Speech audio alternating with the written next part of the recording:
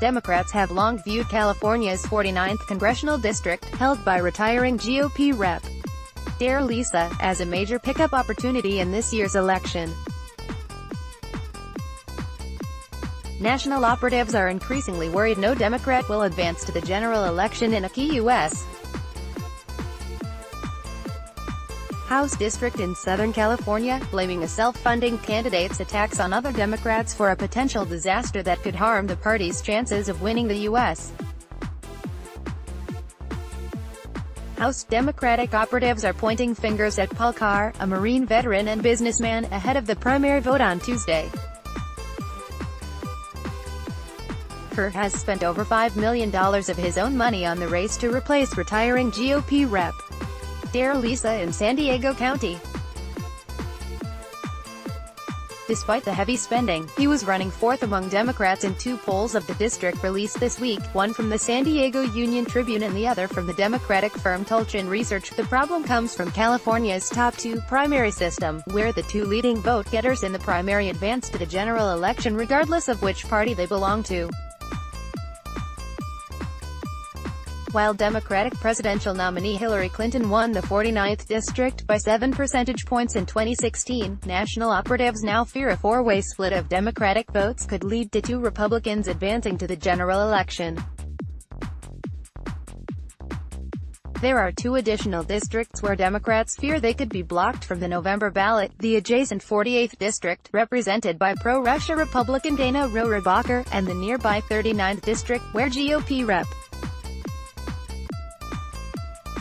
Ed Royce is retiring. All three districts are considered toss-ups in November.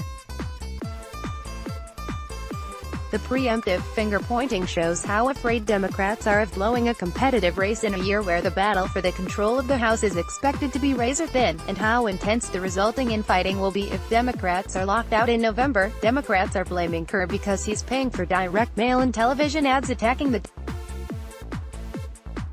Paul Carr's actions could lead to Democrats being boxed out of the 49th Democratic Rep. Ted Lieu, who represents a different Southern California district, called for Carr to take down the negative ads.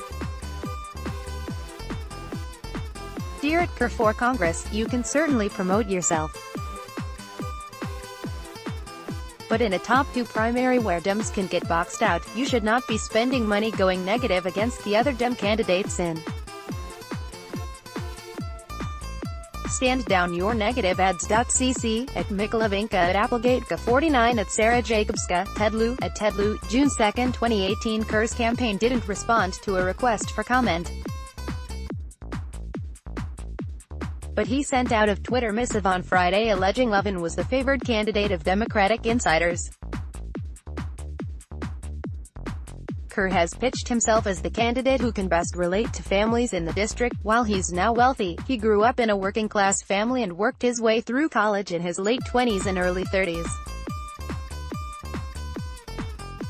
Jacobs, meanwhile, has benefited from more than $1 million in donations from her grandfather, Qualcomm co-founder Irwin Jacobs, to a super PAC backing her. Mike Levin has spent his career helping big oil and big banks.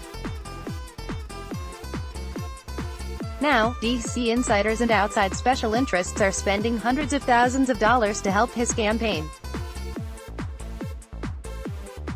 We deserve a member of Congress who is working for us, not whoever can write them the biggest check. Paul Carr, at Carr for Congress. June 1, 2018. His campaign has also sent mailers attacking Jacobs for inflating her resume and alleging she disrespected veterans. The 49th district was one of Democrats' earliest. Most of us in the district are really upset he's stayed in the race, said Montanari, who recently endorsed Levin. He's spending millions and he's still in single digits.